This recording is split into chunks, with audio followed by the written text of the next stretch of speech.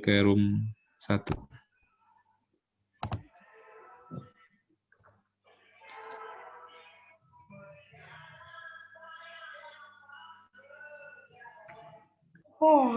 Ngantuk.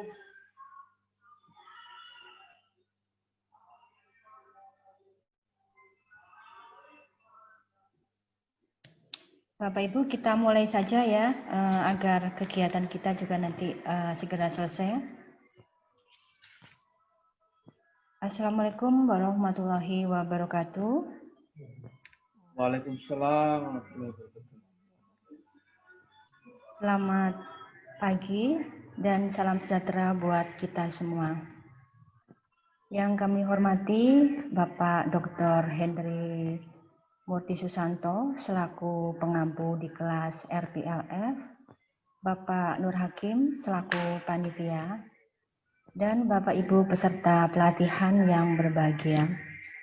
Selamat datang di acara live session kita yang kedua yang dilaksanakan pada hari ini, hari Rabu 2 September 2020 yang nanti akan dilaksanakan selama 2 JP. Pertama-tama marilah kita panjatkan puji syukur kehadirat Allah Subhanahu wa taala karena berkat rahmat dan hidayahnya kita semua dapat bertatap maya dalam acara live session kita yang kedua dalam keadaan sehat walafiat. Untuk mengawali kegiatan pada pagi hari ini, marilah kita berdoa bersama-sama agar kegiatan kita selalu diberikan kemudahan, kelancaran, dan kesuksesan selalu. Berdoa disilahkan. Ada live host pur. Ada live host pur. Live. Berdoa disilahkan. Berdoa selesai. Bapak Ibu, kami berharap bahwa pada live session kali ini nanti Bapak Ibu semuanya tetap stay dari awal sampai dengan akhir kegiatan, karena nanti dari Pak Hendri akan monitor terus Bapak Ibu semuanya, dan ini sebagai kriteria dalam penilaian Bapak Ibu semuanya. Nah, untuk menyingkat waktu, acara selanjutnya adalah pemaparan materi yang akan disampaikan oleh Bapak Hendri Murti Susanto. Waktu dan tempat kami silahkan kepada Bapak Ibu semuanya. Selamat mengikuti kegiatan, semoga sukses. Disilahkan Pak Hendri. Baik, terima kasih. Assalamualaikum warahmatullahi wabarakatuh. Selamat pagi, salam sejahtera kita semua. Langsung aja kita ke materinya ya.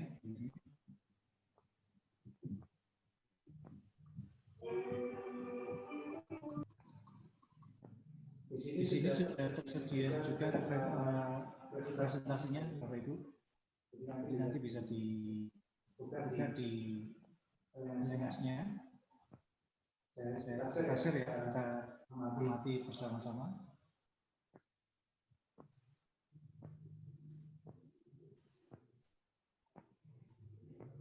Baik, di sini sesi kedua dengan materi mengimplementasi program orientasi objek. Sebelum saya awal ini, kira-kira adakah kawan-kawan yang betul-betul baru sama sekali terkait dengan materi pemrograman orientasi objek?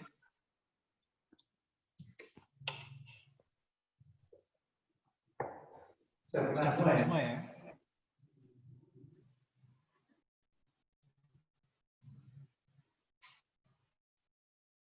Baik, kalau gitu kelihatan seperti ini ya. Ini saya lampaui saja, hanya masalah baca teori. Nah di sini, jadi kita pahami dulu konsep objek dan kelas. Pada prinsipnya, kalau kita bicara kelas itu, kalau boleh saya analogikan adalah sebenarnya deskripsi dari suatu konsep yang akan kita buat. Contohnya gini, kalau kita bicara kelas binatang, itu mungkin kita bicara yang disebut binatang itu apa sih? Umpamanya gitu.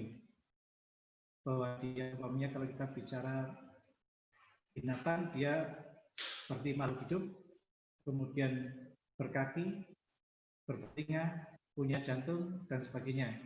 Nah, hal-hal itu istilahnya disebut atribut. Umpamanya di sini dia kulitnya ada yang berwarna kuning, biru, hijau, merah, dan sebagainya. Itu atribut. Cuman dari semua itu pada saat umpamanya saya ingin menyatakan umpamanya kelas binatang, itu wujudnya apa? Wujudnya itu adalah bisa jadi jerapah, kijang, anjing, burung, gajah, atau singa.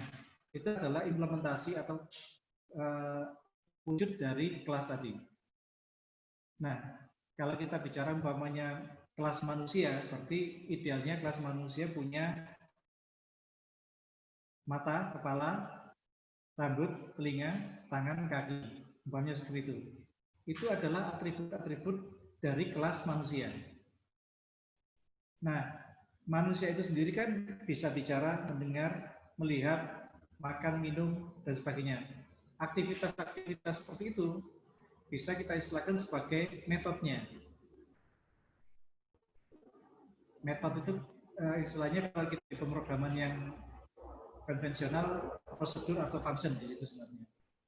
Nah, implementasi dari kelas manusia bisa jadi bisa berupa orang yang namanya Henry, Iin, dia, dan sebagainya itu.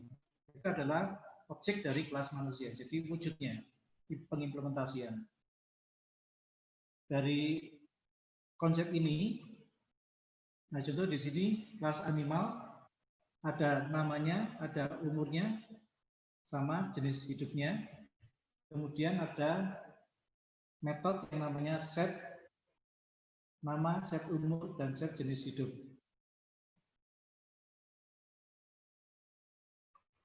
Nah, secara struktur kita pahami dulu skop dari kelas. Ini sepertinya nanti akan lebih mudah pada saat kita mengimplementasikan. Kalau ngapalin ini, saya kira tidak perlu dihafalkan ya, tapi dipahami dulu aja. Jadi intinya dari suatu kelas itu ada dua hal, atributnya dan metodenya. Sedangkan secara deklarasinya di situ umpamanya ada public class animal. Di situ ada string nama, integer umur, string jenis hidup. Itu merupakan atributnya. Sedangkan metode-metode yang bisa dia lakukan, metode yang ada di dalam kelas itu dinyatakan dalam suatu pernyataan seperti ini. Jadi ada kelas definisinya, kelas bodinya, kemudian metodenya. Kita lihat di sini umpamanya public void set nama. Ini biasanya kita mengenal dengan istilah setter sama getter ya. Karena di Java sendiri dia sangat ketat aturannya untuk pengisian variabel atau atribut seperti ini harus melalui setter dan getter agar terjadi konsistensi dalam inisialisasi dan pengolahan datanya nanti. Contoh di sini public void set nama, string nama, kemudian di sini this nama. Kira-kira bisa dipahami oleh teman-teman apa maksudnya ini?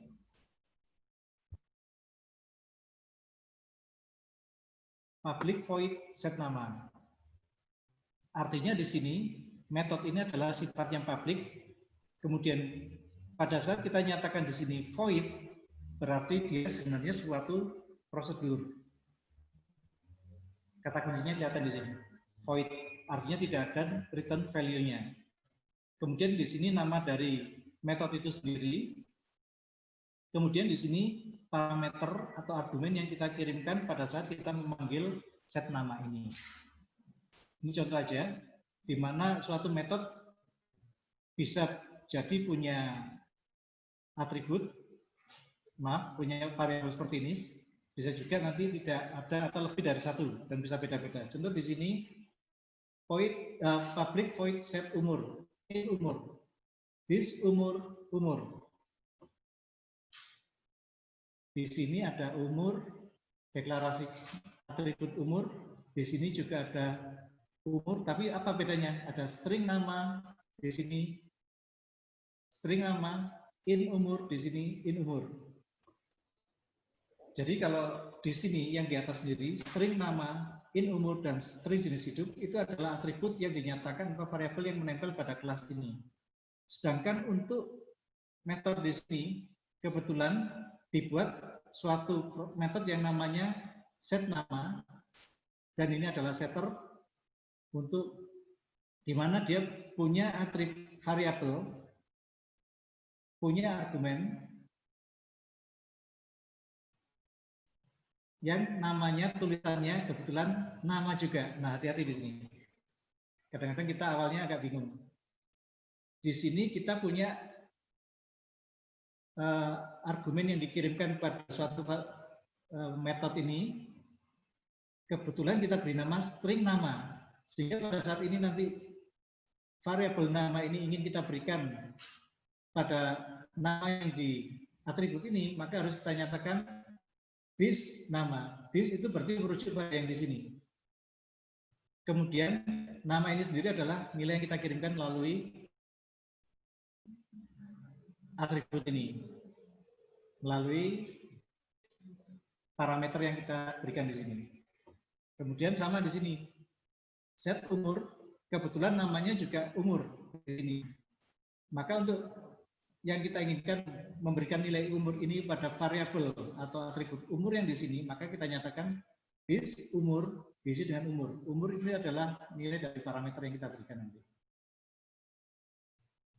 Kemudian set jenis hidup, string jenis hidup. Sama, this jenis hidup di sini diisi dengan nilai yang dikirimkan dari variabel konstanta yang yang dari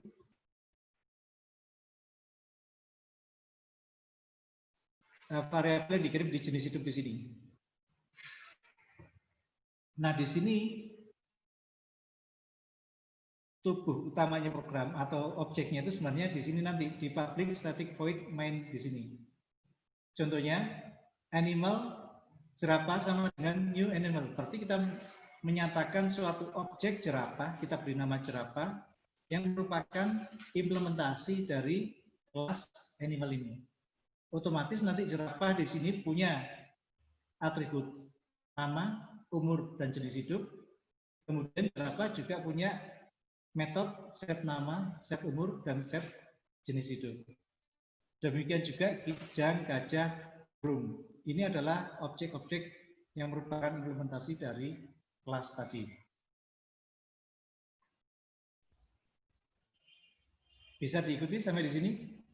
Atau mungkin sudah ada pertanyaan? Kalau belum, sekarang kalau gitu saya tanyakan dulu aja di sini. Izin bertanya, Pak. Izin Bolehkah bertanya, di sini umpamanya saya beri tulisannya bukan nama?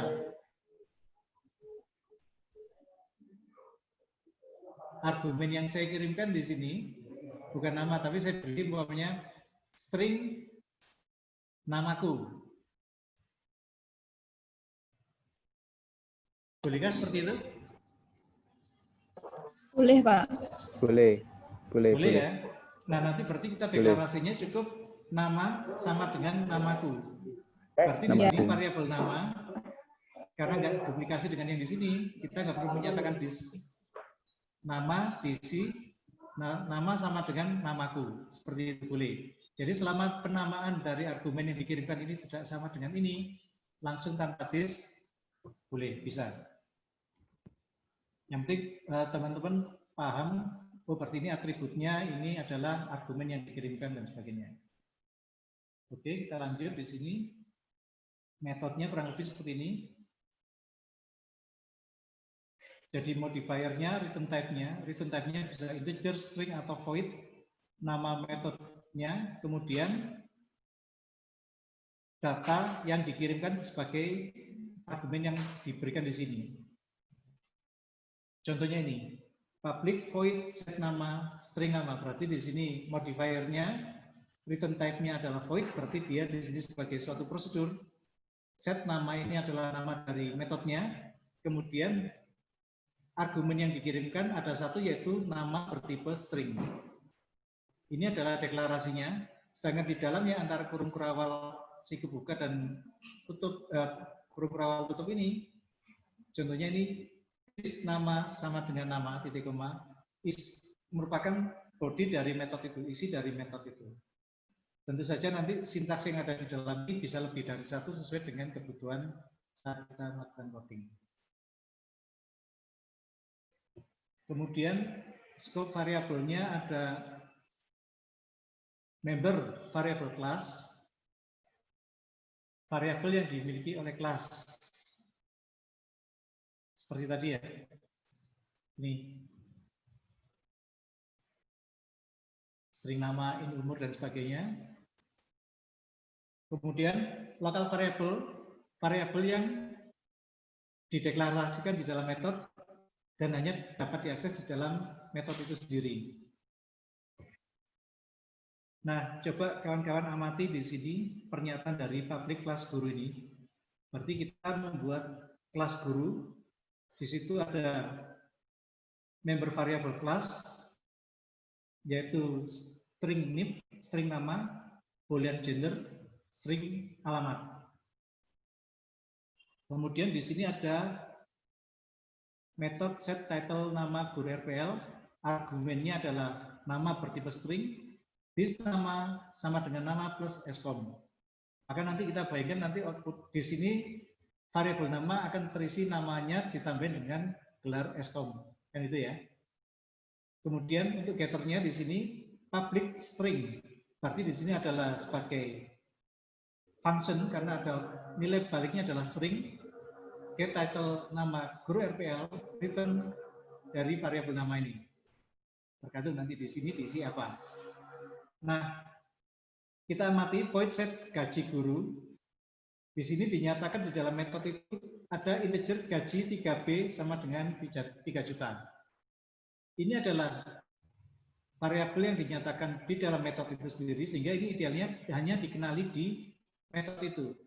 Nah, sekarang kita coba amati di program utamanya, guru 1, berarti objek guru 1 sebagai implementasi dari kelas guru, kemudian kita isi guru set title nama gurunya Helika Vidi Mono. Maka nanti di sini nama variabel nama ini akan berisi Helika Vidi Mono skom. Kan itu ya. Kemudian pada saat kita cetak di sini print out guru get title nama guru, maka yang dikeluarkan isi variabel nama yang tadi Helika tadi skom. Kemudian di sini ada deklarasi integer lembur 1 juta. Kemudian integer total gaji 3B plus lembur.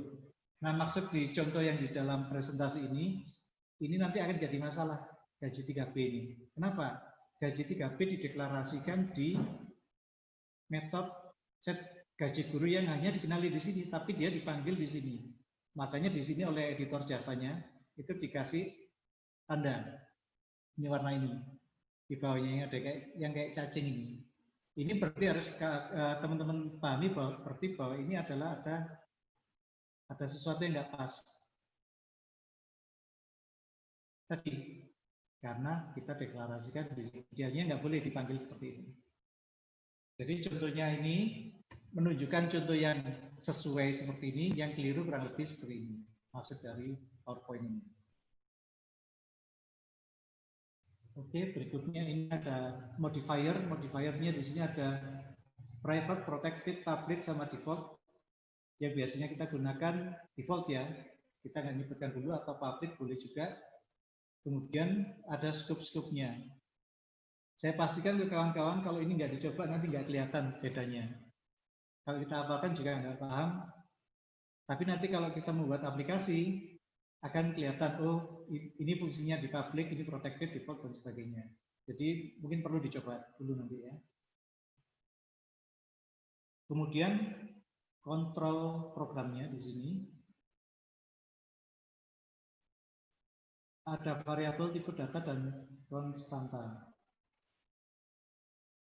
Kalau di sini umpamanya ada tipe byte, size-nya 8 bit, minimal value-nya minus 128, max value-nya 128.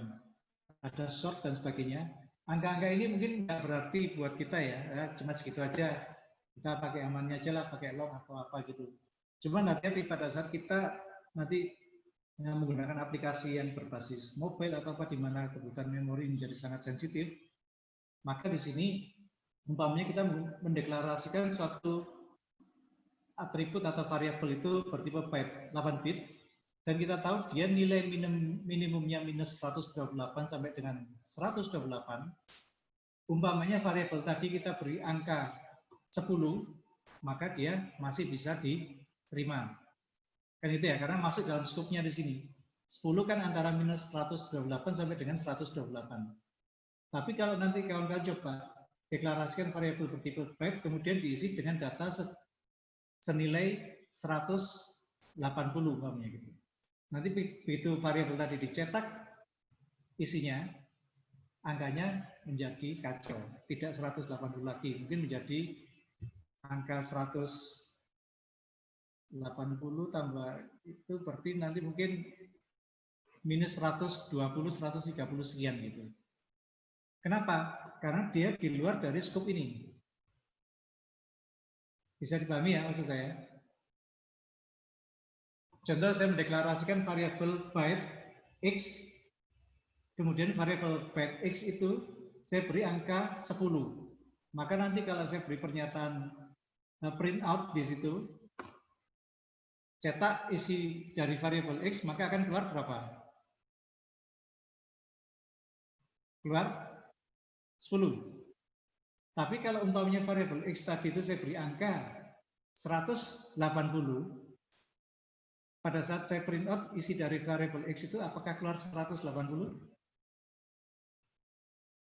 Nah, coba nanti amati, karena tadi di sini coba diperhatikan minimum value-nya adalah minus 128 sampai dengan 128. Biasanya kalau kita isi dengan data nilai yang lebih batasnya, range-nya ini, maka output-nya menjadi tidak sesuai. Nah, ini yang harus kawan-kawan perhatikan kaitannya dengan tipe data, kemudian juga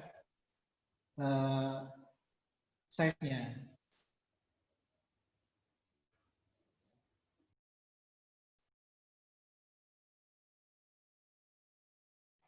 Nah, berikutnya di sini terkait dengan kontrol program, saya kira teman-teman sudah biasalah ini ya. Artinya percabangan itu kalau kita tuliskan sintaksnya adalah if kondisi, kerjakan pernyataan antara kurung berawal buka dan kurung berawal tutup. Atau if kondisi, kerjakan jika bernilai true, kerjakan pernyataannya. Jika tidak, berarti false, kerjakan pernyataan else. Jika lebih dari satu kondisi, if atau nested if, boleh dinyatakan seperti ini. Ini hanya masalah pemahaman sintaks saja. Kemudian perulangannya juga sama. Ada for, nilai awal, increment-nya, do, kerjakan while kondisi, dan while kondisi, kerjakan pernyataan. Seperti yang kita bahas minggu lalu ya. Ini secara sintaksnya aja. Nah, sekarang konsep dari OOP sendiri itu salah satunya adalah pewarisan. Jadi kalau teman-teman dapat warisan kan pasti senang ya. Konsepnya di sini sebenarnya adalah sama dengan kita bicara tentang objek. Contohnya manusia. Mungkin Bapak Ibu kalau dilihat sekilas coba diamati lagi ya. Kira-kira wajahnya mirip sama bapaknya atau ibunya kurang lebih. Adakah yang nggak mirip sama sekali sama orang tuanya, malah mirip sama tetangganya gitu?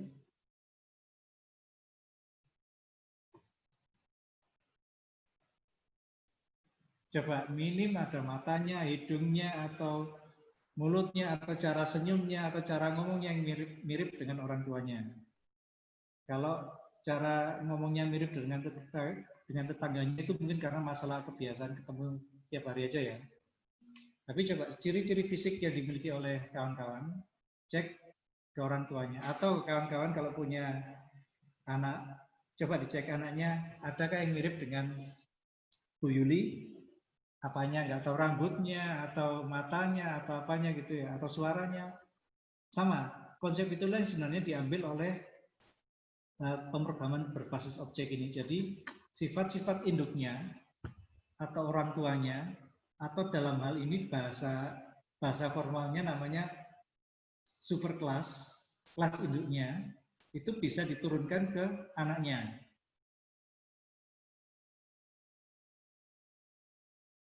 Sekali lagi, kelas induknya contoh di sini adalah ada kelas sepeda, itu bisa diturunkan ke anaknya berupa sepeda gunung, sepeda balap, sepeda motor.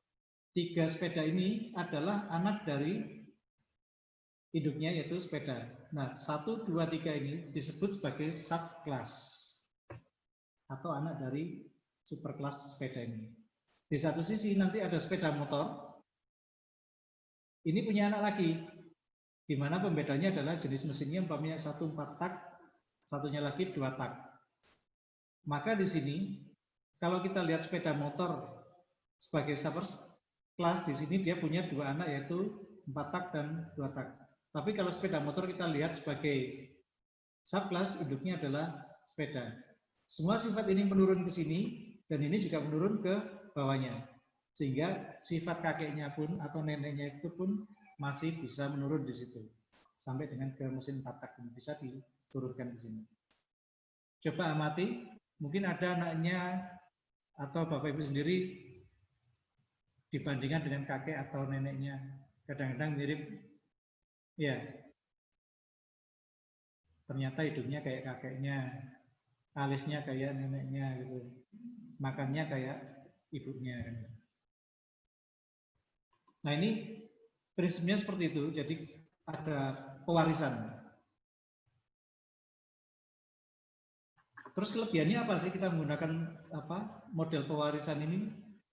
Di sini berarti kalau kita ibaratnya kita mempunyai suatu proses yang sama antara induk sampai dengan anaknya, maka kita cukup mendeklarasikan satu aja di induknya, tinggal dipakai di semua anaknya, sehingga di sini prinsipnya akan lebih efisien dari sisi coding. Kemudian kalau teman-teman nanti biasa bikin program, pada saat programnya sudah barisannya ribuan dan sebagainya, akan terasa menjadi lebih rapi programnya. Kemudian nanti pada saat kita akan melakukan update, penambahan atribut dan sebagainya, itu kita cukup mengubah di induknya atau di kelasnya aja, sehingga secara program kita dalam merawat aplikasi menjadi lebih mudah. Itu konsepnya, tapi nggak terasa kalau kita cuma hanya bikin 5 baris, 10 baris, sampai 100 baris, ya sama aja dengan pemrograman biasa di situ. Nah, kemudian ada lagi yang namanya konstruktor di sini ya. Bukan kontraktor ya di sini ya, kalau kontraktor yang dorong-dorong itu. Jadi, kalau deskripsinya di sini, konstruktor adalah sebuah metode yang digunakan untuk memberikan nilai default atau inisialisasi nilai pada sebuah objek ketika diciptakan. Dalam sebuah kelas diperbolehkan terdapat satu atau lebih konstruktornya di sini. Jadi pada saat kita membuat contoh di sini, public kelas pesawat. Berarti kita punya kelas pesawat, punya atribut jenis pesawat dan nama airlines di sini. Cirinya dari konstruktornya di sini adalah pernyataan namanya adalah sama. Nama konstruktornya, kalau di sini kelasnya pesawat, konstruktornya juga di sini pesawat, dan di sini tanpa ada embel-embel di sini setelah ini, tanpa ada void atau string atau integer atau apapun. Jadi langsung public pesawat. Ini ciri-cirinya konstruktor. Kalau kita lihat di sini, konstruktor yang pertama ini di dalam bodinya tidak ada pernyataan sama sekali, berarti dia tidak melakukan apa-apa.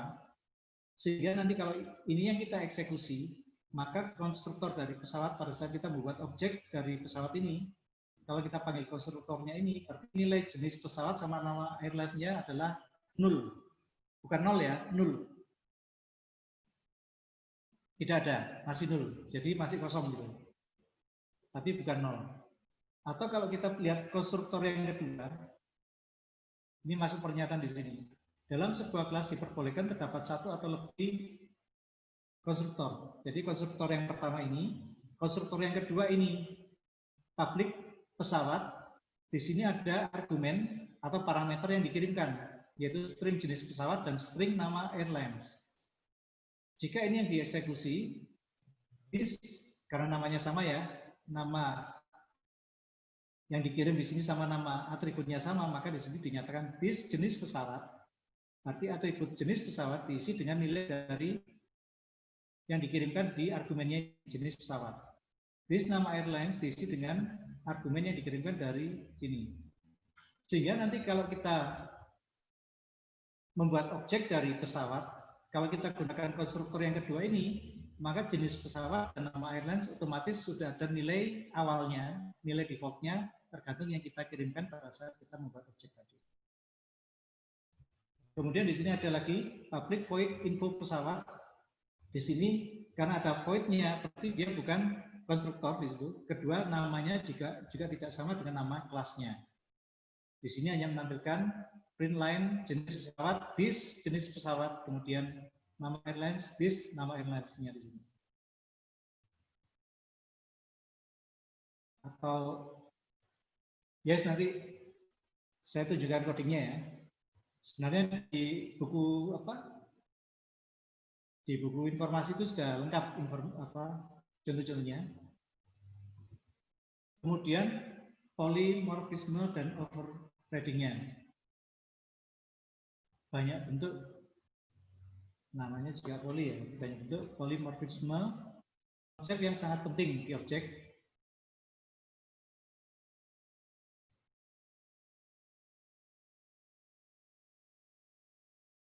Kayaknya nanti lebih enak kalau saya tunjukkan dari aplikasinya ya. Ini kelihatan nggak di sini?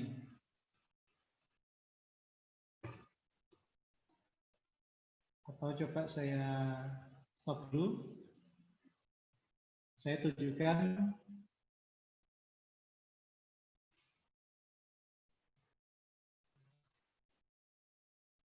source-nya ini. Nah, teman-teman, nanti ini akan saya berikan file-file ini yang saya coba buat di NetBeans ya.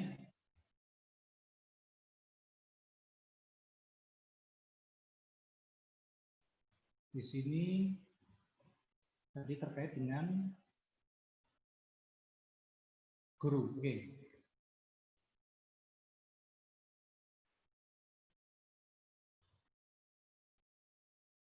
Saya coba eksekusi dulu. Kelihatan ini ya source-nya. Halo? Source code yang saya tampilkan di sini kelihatan? Kelihatan. Kelihatan, Ya, Pak. kelihatan. Kelihatan ya? Oke. Jadi yang di slide tadi itu saya coba terjemahkan menjadi script ini.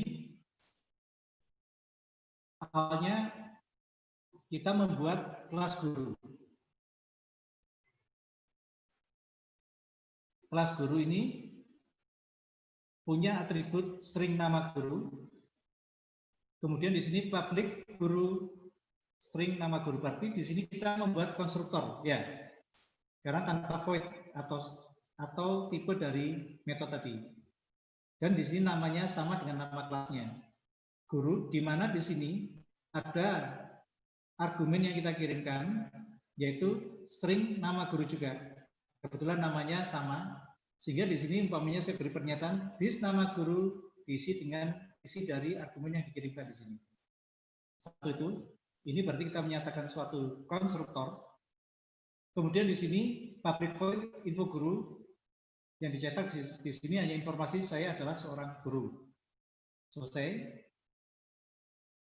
Kemudian ada jam mengajar, kelas jam mengajar.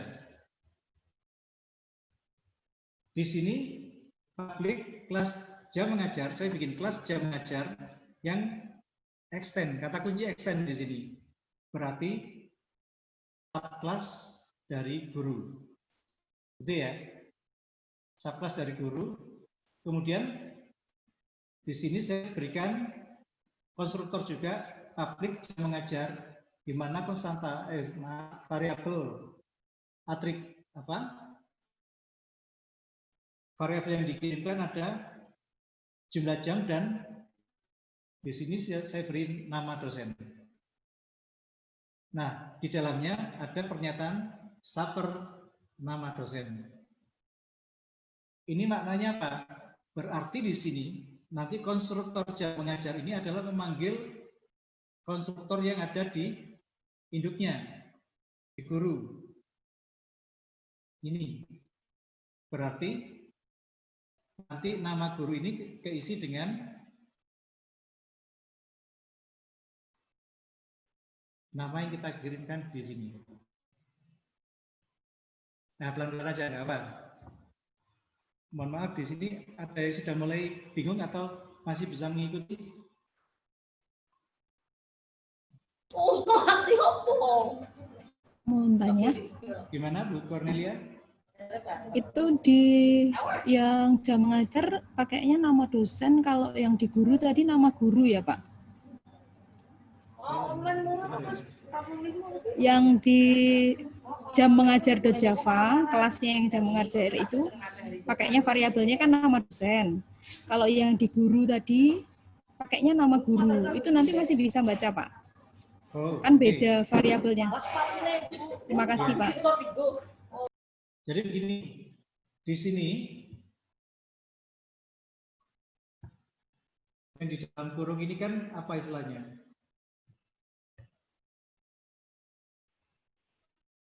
Argumen, ya, atau apa ya? Data yang kita kirimkan pada saat kita memanggil metode guru ini. Di sini secara formal penamaannya adalah nama guru, kan gitu ya? Ini hanya sebagai apa ya, semacam penanda bahwa ini nama guru. Nanti di sini variabel nama guru saya isi dengan argumen yang saya berikan di sini. Ini kan kelas gurunya. Saat kita di mapelnya, di jam mengajar ya tadi ya. Saya bikin konstruktor di sini, tapi kok di sini isinya nama dosen, kan gitu. Umpamanya nanti di sini saya beri nama dosennya adalah Budi, maka variabel nama dosen di sini akan berisi nilai Budi, kan gitu. Pada saat nama variabel ini nilainya Budi, saat saya panggil saper nama dosen, berarti saya manggil induk saya. Saya memanggil konstruktor di guru, yaitu saper diisi dengan nama guru. Nama guru ini identik dengan apa tadi di sini? Nama dosennya siapa tadi? Budi kan? Sehingga pada saat saya panggil di sini, sebenarnya saya kirimkan di sini adalah nilai dari nama dosen yaitu Budi. Jadi yang saya kirimkan itu tulisan Budinya, isi dari variabel nama dosen itu, yang diterima di sini. Sehingga nama guru ini akan berisi tulisan Budi. Nah di sini is nama guru, berarti variabel yang di sini diisi dengan nama guru yang dikirimkan tadi. Berarti variabel nama guru yang ada di kelas guru ini otomatis bernilai atau punya nilai tulisan string Budi. Seperti itu Bu Cornelia. Pak, oke Pak, terima kasih. Kemudian di sini jumlah jamnya, karena kita tidak mendeklarasikan jumlah jam di sini kan, nggak ada. Saya buat sendiri umpamanya di sini jumlah jam. Di sini pun saya berikan pernyataan bis jumlah jam, jumlah jam. Nah, contoh ini sebenarnya menyampaikan ke kita bahwa bila mana kita butuh saper, bila mana kita pada saat memberikan konstruktornya cukup diberi langsung pada kelas anaknya di sini. Sebenarnya seperti ini. Kemudian di sini kita lihat ada public void info guru. Di sini info guru ada nama guru yang dicetak jumlah jam mengajar. Padahal di sini ada juga sebelumnya ada info guru. Artinya ada duplikasi kan? Di induknya ada info guru, di sini juga ada info guru. Nah, di sini pada saat kita mendeklarasikan kelas jam mengajar yang extension dari guru ini, sebenarnya info guru ini otomatis dia override dari atau menimpa, mereplace dari yang di sini tadi. Maka ini nanti pada saat kita panggil di sini, yang berfungsi adalah info guru. Meskipun sama-sama info guru yang di jam mengajar ataupun di guru sama-sama ada, tapi pada saat kita mendeklarasikan ulang di sini, berarti nanti yang di info guru di kelas guru akan ke replace atau ke override dengan pernyataan di sini. Kita cek juga di mapel contohnya. Mapel kurang lebih juga sama. Di sini extend dari guru kelas mapel. Kemudian di sini subper nama dosen sama. Kalau di sini saya isi nama Ani nanti, maka di sini yang dikirim adalah Ani. Sehingga pada saat kita mengkonstruktor di gurunya, super nama dosennya di sini diterima oleh nama guru, tulisannya Ani, maka Ani di sini diberikan pada variabel this nama guru, maka variabel nama guru di sini akan berisi tulisan Ani. Jadi ini menunjukkan juga dari aplikasi ini ada induknya, ini ada anaknya. Ini subpernya, ini stafnya. Guru Java di sini sebagai subper, jam mengajar sama mapel sebagai sub kelasnya. Nah, sekarang di program utamanya adalah di sini sebenarnya. Saya deklarasikan umpamanya kelas sekolah. Di program utamanya, saya buat objek guruku sebagai implementasi dari kelas guru. Di sini nilainya 0. Berarti saya bikin objek guruku yang tanpa ada nilai sama sekali. Kemudian saya bikin objek mapel yang implementasi dari kelas mapel, new mapel di sini, teman-teman lihat, new mapel saya kirim argumennya pemrograman Java. Sekali lagi, new mapel pemrograman Java Fatahila. Maka di sini di mapel akan diterima di sini tadi pemrograman Java akan diterima di sini sebagai nama mapelnya. Kemudian Fatahila di sini akan diterima sebagai nama dosen. Sehingga pada saat ini dilakukan konstruktor super di sini Fatahila, kemudian di sini nama mapelnya pemrograman Java. Untuk mapel ya. Kemudian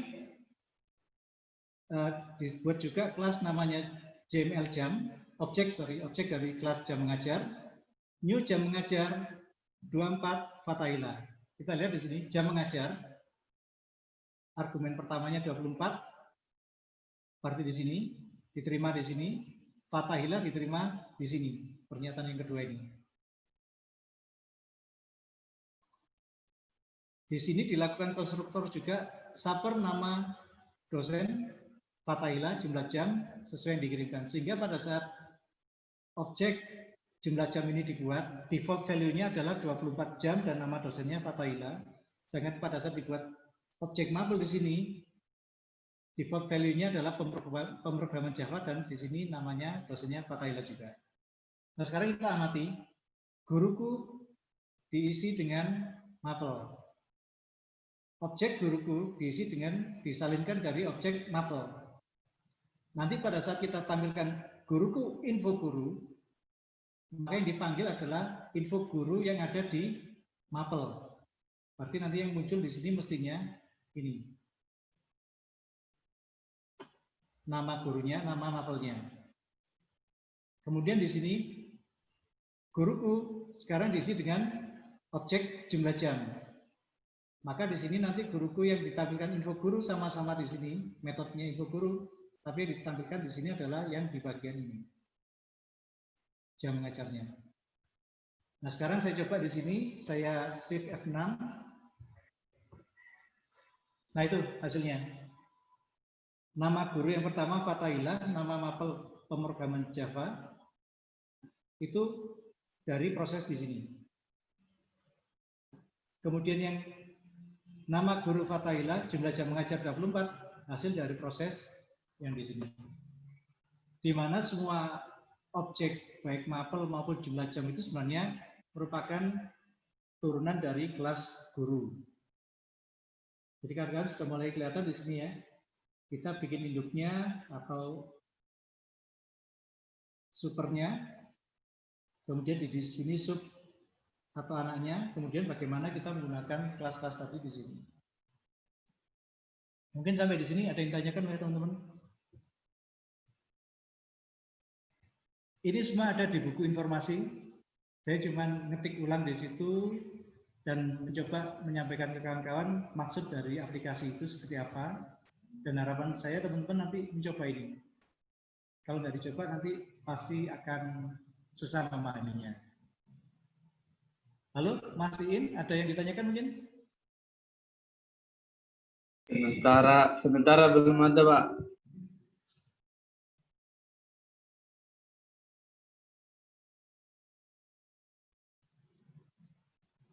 Teman-teman yang lain? Mas Hasin? Oke ya. Yang lain masih bisa ngikuti ya. Baik, di sini terkait dengan materi yang tadi. Saya stop dulu PowerPoint-nya. Ini. Nah, kita balik ke PowerPoint tadi. Jadi contoh presentasi yang di sini itu prinsipnya adalah penerapan dari polimorfisme banyak bentuk dan overriding. Jadi kita punya banyak bentuk dari info gurunya, overriding juga di situ ya nanti. Dan termasuk di situ kita konstruktornya bisa bermacam-macam. Kemudian interface, membuat interface dan paket. Jadi interface merupakan kumpulan deklarasi metode tanpa body program. Jadi kita hanya mendeklarasikan metodenya saja, tapi tanpa harus dibuat bodinya. Kalau dibaca kayak gini kayaknya bisa dipahami enggak ya? Contohnya di sini public interface rumah. Di sini saya nyatakan boleh ada deklarasi variabel sebagai nilai awalnya atau default value-nya. Kemudian kita deklarasikan metodenya. Public void set rumah, public void set tipe rumah, public void info rumah. Itu kita deklarasikan metodenya, tapi kita tidak pernah menyatakan isinya apa, set rumah, set tipe rumah, set info rumah. Jadi hanya kayak gini aja interface itu. Nah, baru pada saat kita PPT-nya belum bisa, Pak. Public class rumah sewa, implements. Nah, kalau tadi kan kita kalau menggunakan kelas kan extends ya. Nah, kalau kita menggunakan interface di sini kata kuncinya implements rumah. Pak Hendri. Ya. PowerPoint-nya belum ada. Oops, sorry.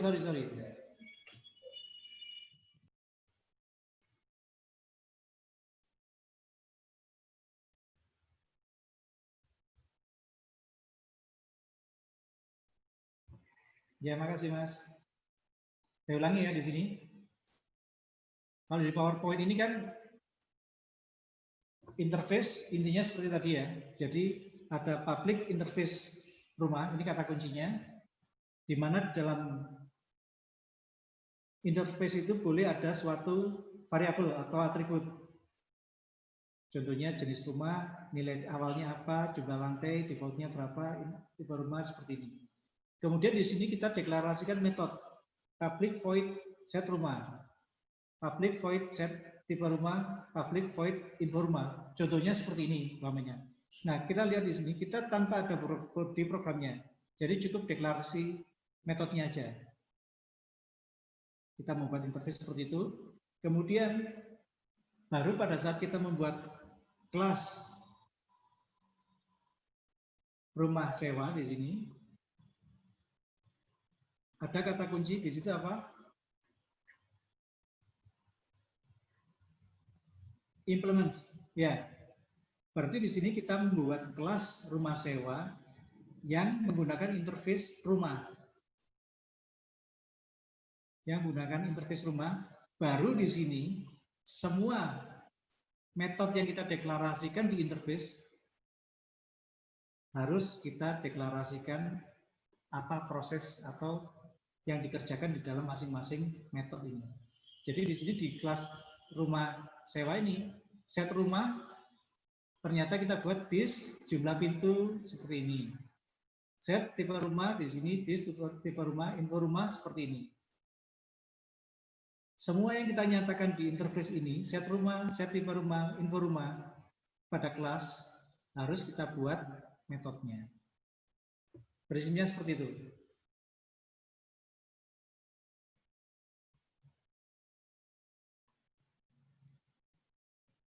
Nah, kemudian contohnya di sini rumah sewa objek RS sebagai new dari rumah sewa, jadi implementasi dari kelas rumah sewa. RS set rumah 42, berarti di sini 4 dikirim sebagai argumen, diterima di sini sebagai jumlah pintu. 2 di sini dikirim sebagai jumlah jendela. Maka dis jumlah pintu berisi dengan angka 4, sedangkan dis jumlah jendela akan berisi angka 2. Kemudian RS set tipe rumah 45, berarti di sini 45 dikirim ke set tipe rumah di sini 45. Dis tipe rumah 45. Kemudian RS info rumah ini dieksekusi, ini ditampilkan. Ini lihat, rumah sewa, jenis rumah sewa, jumlah lantai, dis tipe rumah.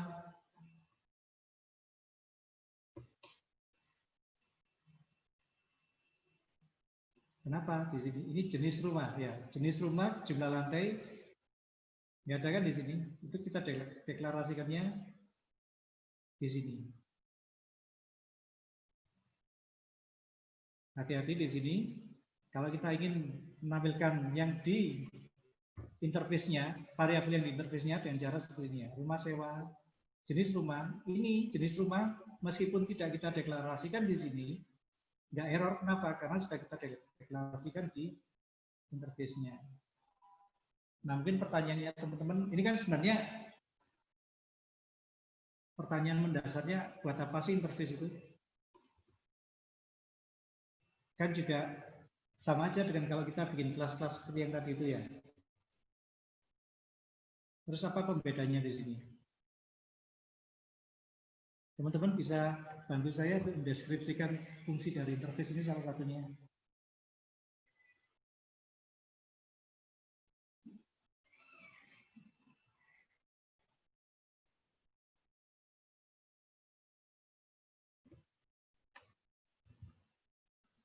Gimana?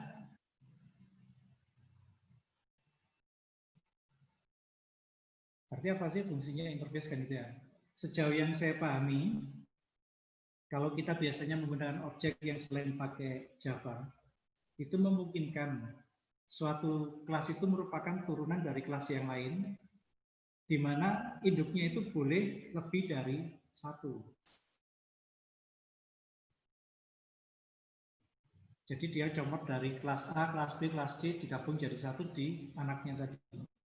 Nah, itu kalau biasanya kita coba teman-teman baca referensinya itu di C, umpamanya C++ dan sebagainya, objeknya di situ itu memungkinkan. Nah, sedangkan di Java tidak memungkinkan, tidak membolehkan kelas anak punya induk lebih dari satu. Seperti layaknya kita manusia atau makhluk hidup kan induknya pasti satu. Induk formal ya. Adakah umpamanya bapaknya lebih dari satu gitu? Atau ibunya 3 gitu, bukan kandung 3. Kan nggak mungkin, jadi anak pasti ada orang tuanya 1. Nah, itu konsep yang diterapkan di Java. Nah, bagaimana nanti kita bisa mengakomodir kebutuhan-kebutuhan yang tidak terdeskripsi di induknya itu, maka dibuatlah interface itu. Konsepnya seperti itu, di interface itu. Oke, nanti dicoba aja ya, biar tahu implementasinya.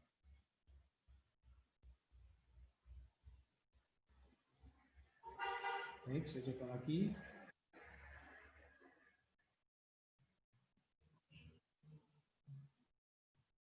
Berikutnya di sini,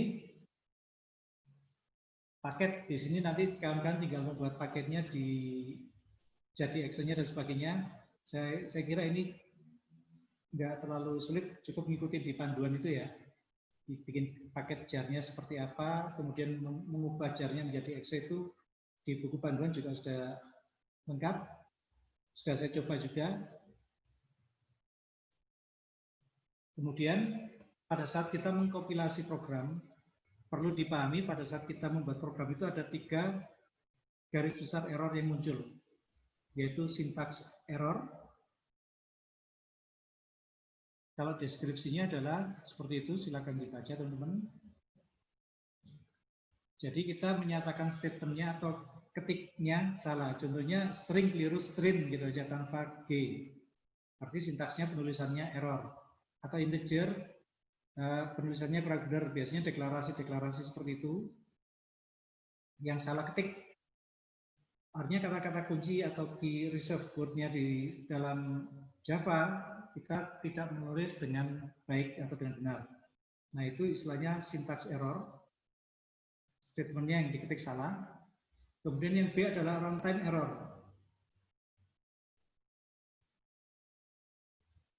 Terjadi ketika kode program melakukan sesuatu yang tidak dimungkinkan. Contoh, kita mendeklarasikan variabel integer, tapi kita isi ABCD. Saat coding kita mungkin nggak masalah. Pada saat inputkan data, nah datanya kita inputkan harusnya diisi angka, tapi kita isi ABCD. Maka nanti akan muncul runtime error. Karena data yang diberikan tidak sesuai dengan yang kita deklarasikan. Atau contohnya pembagian dengan 0. Biasanya kalau di Excel itu munculnya divide 0 gitu kan ya, number 0. Itu division by 0. Secara matematis pembagian dengan 0 kan tidak terhingga. Nah, di sini secara komputasi dinyatakan sebagai kesalahan error pembagian. Contoh-contoh seperti itu adalah runtime error. Dan yang sebenarnya yang paling bahaya itu adalah logical error. Jadi kalau yang di syntax error itu oleh IDE-nya, editornya untuk pembuatan program seperti NetBeans di sini itu akan diberitahu salah sintaks, salah ketik, saat kita compile akan menjadi informasi, tinggal kita perbaiki. Runtime error juga akan kelihatan muncul errornya pada saat kita coba validasi aplikasi dengan data yang benar, dengan data yang tidak benar, dengan data yang valid, dengan data yang tidak valid. Saat kita uji akan muncul runtime errornya atau tidak. Nah, yang paling agak berat itu adalah logical error. Jadi kesalahan yang karena kesalahan logikanya. Contohnya ini loopingnya kok nggak berhenti-berhenti ya. Ternyata kita loopingnya while true. While true di mana nilai di dalam kondisinya nggak ada pernyataan yang mengubah itu menjadi false sama sekali. Sehingga looping terus nggak berhenti-henti. Nah, itu kalau kita nggak memahami di logikanya akan terasa sulit untuk mencari penyebabnya. Nah, biasanya di situ ada fitur yang digunakan untuk debuggernya. Nah, di sini proses debug di sini caranya ada dengan menggunakan tombol F7 atau F8, step into sama step over. Kalau step into itu berarti per barisnya dilakukan, dicek. Kalau step over itu jika dia memenuhi metode atau function atau prosedur di dalam itu otomatis diloncatin step over F8, jadi nggak dilihat di dalamnya. Saran saya kalau teman-teman nanti ingin ngecek debug secara rinci, detail tiap-tiap statement yang ada, gunakan F7. Jadi kita sudah paham kalau metode itu sudah benar dan sebagainya, gunakan F8, nggak masalah. Oke, sudah selesai terkait dengan materinya. Nah, sekarang monggo kita diskusi. Yang kemarin ditanyakan Bu Cornelia ya, terkait dengan tugas contohnya. Jadi tugasnya itu dikerjakan dalam satu program, Bu. Teman-teman, kerjakan dalam satu program. Kalau nggak salah saya baca di buku tugasnya itu membuat program dengan ada 2 paket. Nah, nanti coba dipelajari membuat paketnya dulu ya. Dengan 2 paket, di mana paket pertama itu isinya adalah induk, superclass dan sama subclassnya ada 2. Kemudian paket yang satu isinya adalah interface. Dan nanti teman-teman diminta membuat program dengan memanfaatkan 2 paket tadi. Intinya gitu. Contoh kasusnya apa? Terserah. Yang dilihat adalah bagaimana teman-teman mengimplementasikan konsep dari kelas, objek, kemudian membuat superclass sama subclassnya, kemudian diterjemahkan dalam paket dan ada interface di situ. Dan saya garis bawahi untuk sesi kedua ini agar teman-teman tidak bingung, nutut enggak ini kerjaannya Jumat error, Jumat jam 12 malam rasanya horor kan gitu ya. Jadi tugas yang dikumpulkan untuk sesi yang kedua ini cukup tugas prakteknya saja. Kenapa seperti itu? Kalau teman-teman sudah mengerjakan tugas prakteknya, berarti asumsi saya berarti tugas yang di buku tugasnya itu pasti sudah dipahami dan bisa dikerjakan. Itu ya. Ada yang tanyakan mungkin?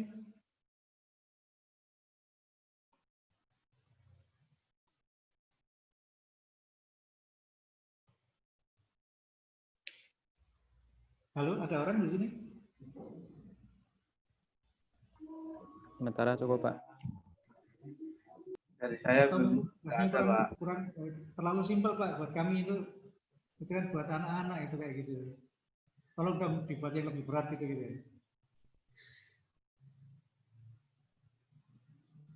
Jadi itu aja tugasnya, dan saya mohon kawan-kawan nanti mengumpulkannya tepat waktu ya. Karena hanya satu aja kan, tepat waktu. Kemudian juga sharing aja nggak apa-apa. Jadi nanti contoh aplikasi yang saya buat tadi akan saya share di grup, silakan dipelajari. Mohon maaf sebelumnya, teman-teman sudah biasa kan dengan NetBeans-nya? Ada yang masih kesulitan dengan NetBeans-nya?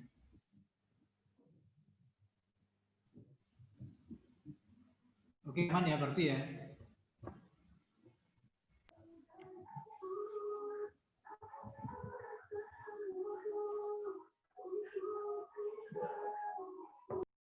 Nggak ada yang tanyakan?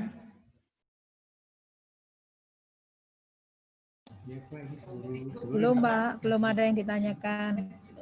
Ya, Bu. Belum ada yang ditanyakan, Pak.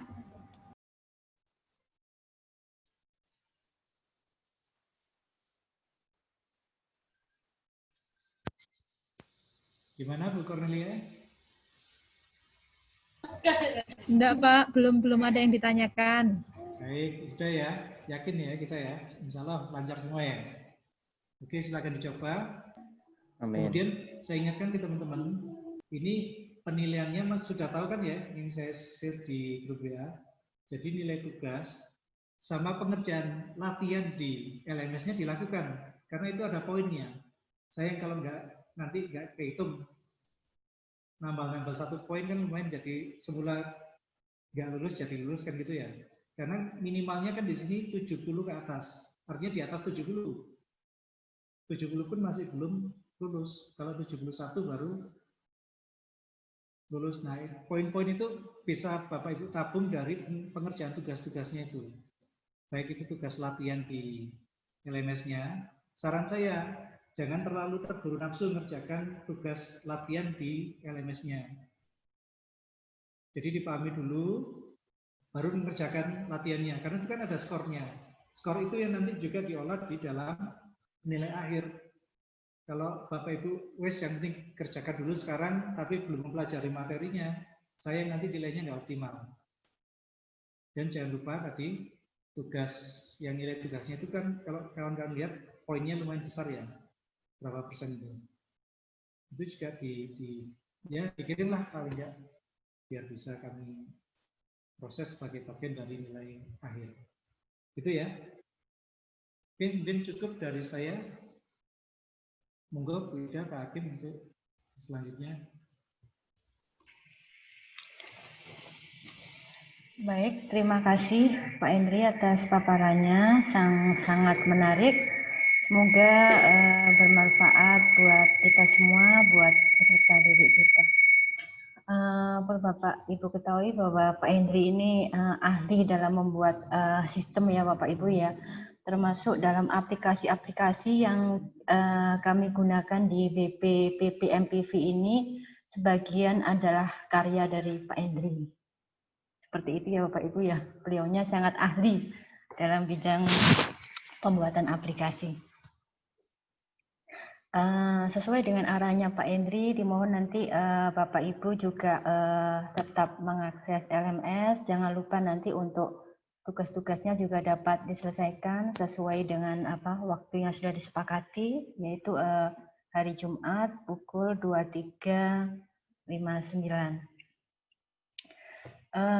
Baik Bapak Ibu, live session untuk berikutnya, untuk yang tahap 3, insya Allah nanti juga akan kita laksanakan pada hari yang sama dan jam yang sama. Jadi mohon nanti untuk berikutnya Bapak Ibu juga tetap semangat, jadi bisa on time ya. Bagi Bapak Ibu yang hari ini belum bisa hadir, nanti insya Allah untuk link dari live session ini nanti akan kami share. Untuk selanjutnya dari Pak Nur Hakim selaku panitia, kalau ada yang mau disampaikan, dimonggo Pak Hakim.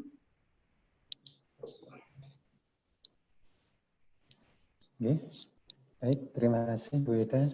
Assalamualaikum warahmatullahi wabarakatuh. Selamat siang, salam sejahtera sekalian.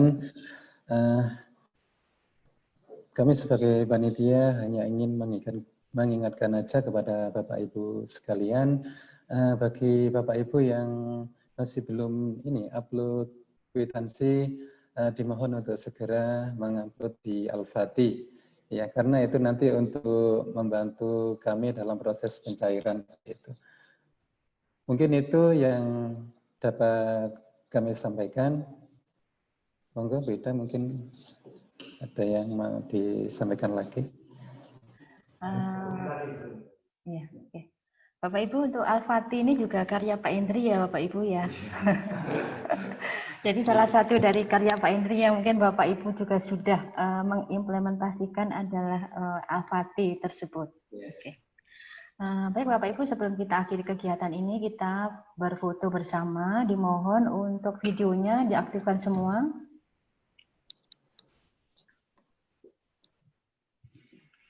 Senyum ya Bapak Ibu semuanya. Tangannya dikepalkan.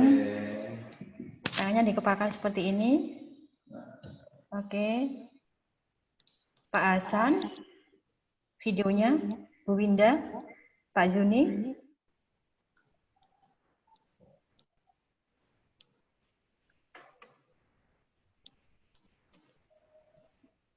Bu Mega, Pak Ispandi.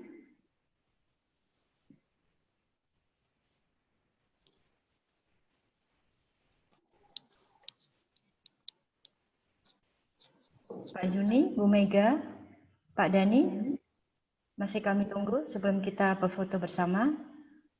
Oke, Bapak Ibu, senyumnya yang termanis ya.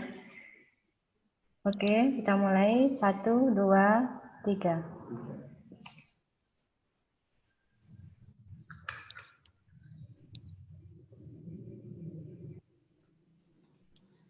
Kita ulangi lagi sekali Ibu, mungkin gayanya bebas ya. Oke, kita mulai lagi. 1, 2, senyum ya Bapak Ibu ya. Oke, sudah Bu.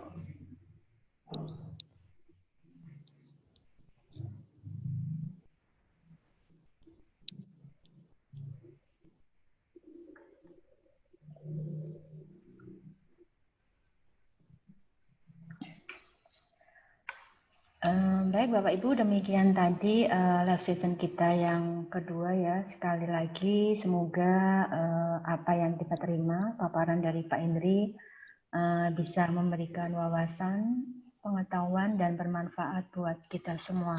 Amin amin ya robbal alamin. Ada kurang lebihnya, kami mohon maaf yang sebesar-besarnya. Terima kasih atas partisipasi Bapak Ibu semua, atas keaktifannya juga. Akhir kata, wabillahi taufiq wal hidayah. Wassalamualaikum warahmatullahi wabarakatuh. Selamat beraktivitas sampai